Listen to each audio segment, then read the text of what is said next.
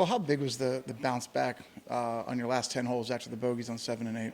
It was massive. I was pretty. I was a little bit depressed after 7 and 8 for sure. I mean, I put myself in great position to make birdies, and I walked out with 2 bogeys, and that's, almost inexcusable, especially when, there were birdies to be made out there.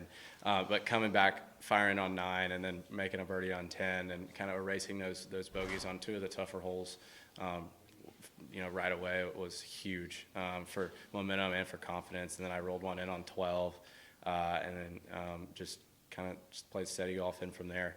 And so, yeah, it was obviously very much a roller coaster round. But you know what? Sometimes that's the way it is.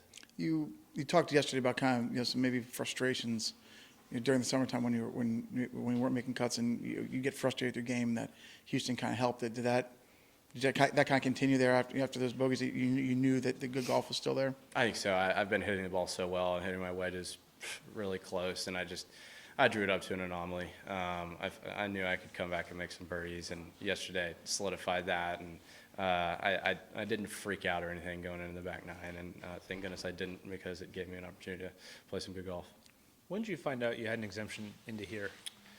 I got a little bit of an inkling of an idea on Friday night, and then didn't know for sure until the Houston Open had finished up and where everybody fell. So I found out in the car ride up to Dallas on Sunday night, because I flew out of Dallas. Okay, so about what time? Oh, man. Any scramble to get here? 6:30 maybe. Okay. 7. Yeah, we had a flight scheduled, so it was, we scheduled it Friday just in case. So it ended up being all right. But yeah, I was sweating it out for a bit.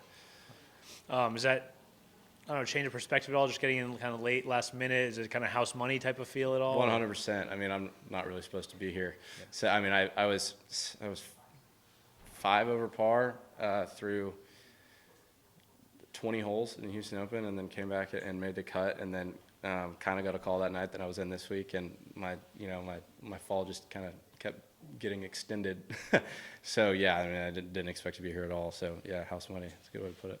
And what's your kind of Sea Island experience as far as just amateur career, that sort of thing? I've loved every second of my career at Sea Island. I've played in, I think it's 3 Jones Cups, 1 Jones Cup Junior, and Jones Cup's at Ocean Forest down the street, and I've just met so many good people from around this area. And I mean, if you don't love Sea Island, I don't know what to tell you.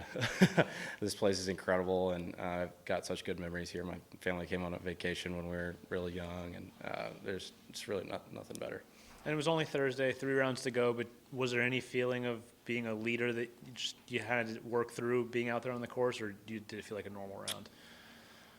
I mean, I'd like to say it felt like a normal round. I mean, I knew where I stood, but I also knew there's 54 holes left, and a 1-shot lead's not a lead on Thursday. It's just like I've put myself in a good position to hopefully roll into the weekend with a chance. And I think today's round was almost bigger than yesterday's. Obviously, yesterday's set up today's, but I'm proud of the way that I handled being near the top of the leaderboard. Halfway done. Yep. Yeah. How much does being comfortable here on the island help? Obviously, you've been here in the past a lot. Does that factor into things?